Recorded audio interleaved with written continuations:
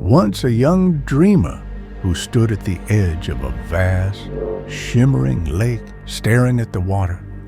The lake was endless, its surface rippling with promises of wealth, success, and a life beyond imagination. But no matter how hard they stared, the fish, those golden opportunities, never leaped into the boat. Their pockets were empty, their dreams felt heavy, and the world seemed to whisper, "You're not enough." One morning, as the sun painted the sky in hues of gold, the dreamer met an old fisherman. His hands were calloused, his face weathered by time, but his eyes, his eyes, were alive with a quiet wisdom.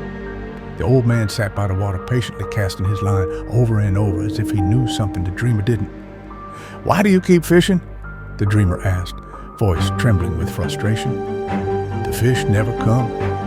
The old man smiled. "They will," he said, "but not because you want them to. They come because you've learned to bait them." The dreamer sat down, defeated, and listened. The old man spoke of patience, how the fish don't bite when you're desperate.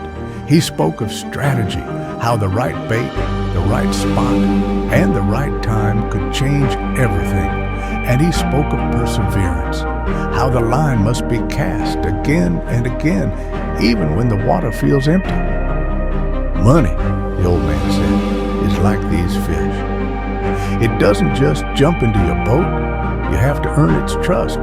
You have to work for it." The dreamer's heart ached. The truth was hard to swallow. For years, they had waited for luck to strike, for the world to hand over the golden ticket. But the old man's words cut deep. "You don't need luck," he said. "You need to become the kind of person the fish can't resist." So, the dreamer began to change. The bait, skills, knowledge, opportunities. They worked tirelessly, learning, growing, and preparing. The fishing rod, hard work, perseverance. They cast the line day after day, even when the waters were still.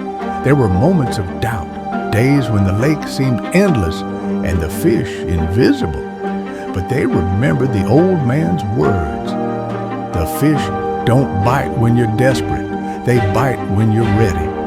And then, one day, it happened. The line tugged, the rod bent, and the dreamer felt the weight of something big, something real. With trembling hands, they reeled it in. It wasn't just a fish. It was a dream realized, a goal achieved, a life transformed.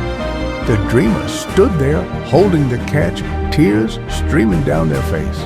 The old man was gone, but his words remained. Money doesn't come to those who wait. It comes to those who work, who prepare, who persist. And in that moment, the dreamer understood. The lake wasn't the enemy. The emptiness wasn't a curse.